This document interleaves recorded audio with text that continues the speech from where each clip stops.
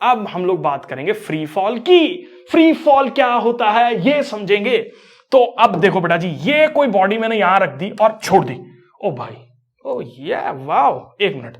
तो ये देखो यहां से रखी और मैंने छोड़ दी, तो जैसे ही मैंने छोड़ी तो ये बॉडी एकदम ग्रेविटी से जो है वो नीचे फॉल कर रही है। भैया इसी को फ्री फॉल बोलते हैं।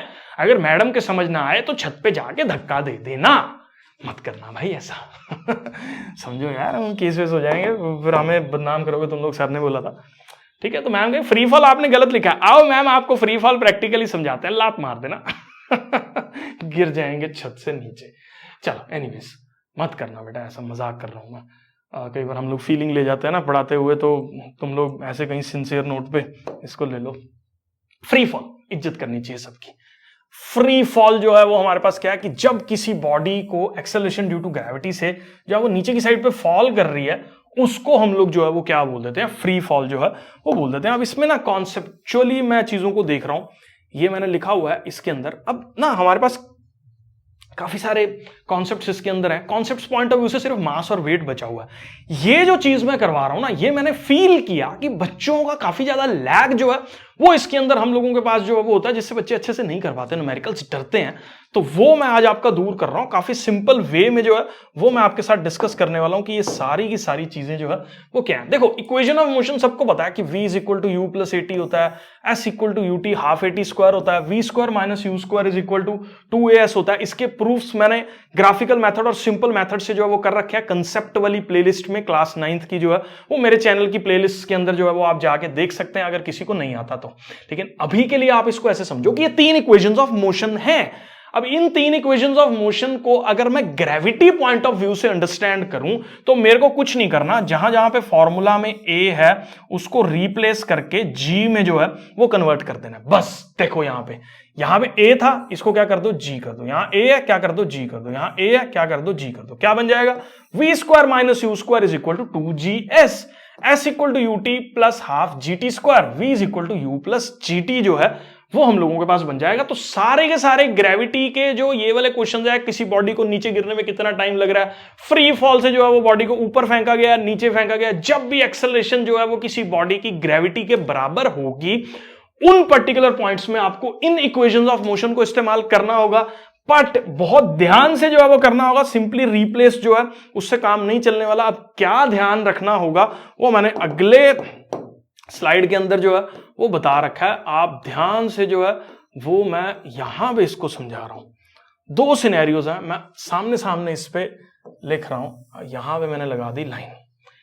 या तो एक्सेलरेशन की वैल्यू हमारे पास आपको पुट करनी रहती है प्लस का 9.8 मीटर पर सेकेंड स्क्वायर, या एक्सेलरेशन ड्यू टू ग्रेविटी की जो वैल्यू है कई बार आपको पुट करनी पड़ती है माइनस का 9.8 मीटर पर सेकेंड स्क्वायर। अब क्वेश्चन ये है कि प्लस की वैल्यू कब पुट करनी होती है, माइनस की वैल्यू कब पुट करनी होती है, कैसे पता लगेगा न्यूमेरिकल करते हुए हमें कि कौन सी वैल्यू जो है वो अपने को पुट करनी है। ध्यान से इस चीज को अंडरस्टैंड करो। अब लेट्स डू इट इन अ पिंकी वे। अब ये हम लोगों के पास बॉडी है, मान लीजिए, बहुत ध्यान से सुनना। अगर बॉडी का इस डायरेक्शन में मोशन हो रहा है, मतलब ये केस ले रहा हूं मैं, कौन से वाला केस ले रहा हूं, दिस वन, बॉडी नीचे आ रही है, ठीक है। अब ऑब्वियसली अर्थ भी उस बॉडी को किस डायरेक्शन में खींच रही है, नीचे की डायरेक्शन में ही खींच रही है। मतलब अगर मोशन और ग्रेविटी दोनों हम लोगों के पास एक ही डायरेक्शन में लग रहे हैं, सेम डायरेक्शन में लग रहे हैं, तो ऐसे केसेस में बॉडी की जो वेलोसिटी है वो टाइम के साथ क्या करती है, इंक्रीज करती है। तो ऐसे केसेस में जो एक्सेलरेशन की वैल्यू होती है वो हमारे पास पॉजिटिव होती है, क्योंकि जिस तरफ आप चल रहे हो उसी तरफ आपको धक्का मिल रहा है। देखो ना, मान लो आप यहां खड़े हो, आप इधर चल रहे हो और आपको धक्का भी इधर मिला, तो स्पीड बढ़ेगी ना, स्पीड बढ़ेगी ना, तो स्पीड बढ़ेगी तो एक्सेलरेशन क्या होगी, नेगेटिव थोड़ी ना होगी, पॉजिटिव ही होगी ना। समझ में आ रही है ना। फिर से समझो, मान लो आप इधर चल रहे हो और किसी ने आपको इधर ही धक्का दे दिया, तो जैसे ही आपको धक्का दिया तो आपकी वेलोसिटी क्या हुई, बढ़ी ना, बड़ी वेलोसिटी। तो जब वेलोसिटी बढ़ती है तो एक्सेलरेशन तो पॉजिटिव ही होगी ना, क्योंकि acceleration is change in velocity per unit time. तो टाइम के साथ वेलोसिटी बढ़ी तो इसका मतलब एक्सेलरेशन तो पॉजिटिव ही हुई। अब मान लीजिए आप इधर चलने की कोशिश कर रहे हैं, आपको धक्का जो है वो पीछे की साइड पे दिया जा रहा है, और आप इधर चलने की कोशिश कर रहे हैं और आपको धक्का पीछे की साइड पे दिया जा रहा है, तो आपकी वेलोसिटी बढ़ेगी नहीं। मान लो आप, मैं इधर चल रहा था, मेरे को धक्का मिल रहा है, अब मैं इधर नहीं जा पा रहा, भाई मेरी वेलोसिटी कम हो रही है, पहले मैं तेज चल रहा था, मेरी वेलोसिटी कम हो रही है। मतलब अगर हम लोगों के पास किसी बॉडी का मान लीजिए मोशन जो है वो ऐसे है, और उसके ऊपर जो ग्रेविटी का फोर्स लग रहा है, जो एक्सेलरेशन ड्यू टू ग्रेविटी लग रही है, वो उल्टी डायरेक्शन में लग रही है, ऑपोजिट डायरेक्शन में लग रही है, जिस डायरेक्शन में बॉडी चल रही है उसकी उल्टी डायरेक्शन में लग रही है। तो ऐसे केसेस में जो एक्सेलरेशन की वैल्यू होगी वो हम लोगों के पास नेगेटिव होगी, मतलब ये डी एक्सेलरेट जो है वो करेगा। और इस केस में जो ये बॉडी क्या करेगी, हम लोगों के पास एक्सेलरेट जो है वो करेगी, और यहां पे बॉडी जो है वो क्या करने वाली है, डी एक्सेलरेट जो है वो करने वाली है। मैं जूम करके चल रहा हूं, आपको क्लियर है? तो मतलब जब फ्री फॉल में बॉडी नीचे गिर रही है तो इस केस में आप जी को जो है वो प्लस का 9.8 जो है वो लेके चल सकते हो। और जब बॉडी को ऊपर फेंका गया, जैसे मान लो मैंने अब ये पेन को, ये केस है दिस वन, और ये केस है दिस वन, ये केस है दिस वन, और ये केस है दिस वन, ऐसे मोशन नीचे, फोर्स नीचे, ग्रेविटी नीचे, सब कुछ नीचे, साइन पॉजिटिव। यहां पे मोशन ऊपर, ग्रेविटी नीचे, मोशन ऊपर, ग्रेविटी नीचे, मोशन ऊपर, ग्रेविटी नीचे से जो वैल्यू आएगी वो नेगेटिव वैल्यू जो है वो हम लोगों के पास जो है वो आने वाली है। तो ये डी एक्सेलरेट जो है वो हम लोगों के पास करेगा, ठीक है। तो ऐसे केसेस में जब बॉडी को हमने क्या किया, अपवर्ड मोशन जो है वो दे दिया, ऊपर की साइड पे जो है वो फेंक दिया, तो ऐसे केसेस में नेगेटिव एक्सेलरेशन जो है जी की वैल्यू आपको -9.8 जो है वो लेनी है। मैं ज्यूम करके चल रहा हूं बेटा जी, ये जो है वो आपको क्लियर है। और अब जो है वो हम लोग इसके न्यूमेरिकल्स के कॉन्सेप्ट जो है वो करने वाले हैं। दो केसेस जो है वो हम लोग लेके चल रहे हैं इसके अंदर, जो आपको अंडरस्टैंड करने हैं। पहला केस है जब बॉडी प्रोजेक्टेड अपवर्ड है, जब किसी बॉडी को ऊपर की डायरेक्शन में जो है वो फेंका गया, तो देखो यहां पे जी की वैल्यू जो है वो अपने को क्या लेनी है, माइनस लेनी है।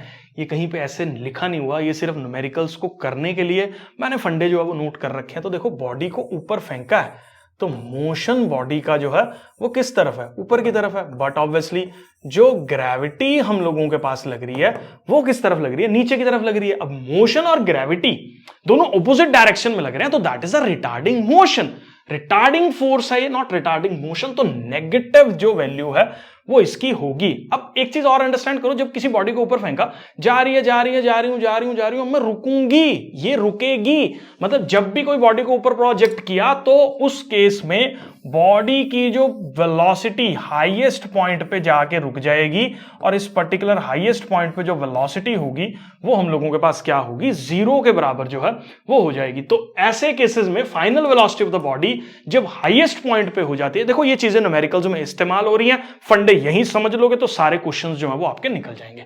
तो जब बॉडी को ऊपर फेंका गया तो बॉडी की हाईएस्ट पॉइंट पे वेलोसिटी की वैल्यू 0 हो जाएगी।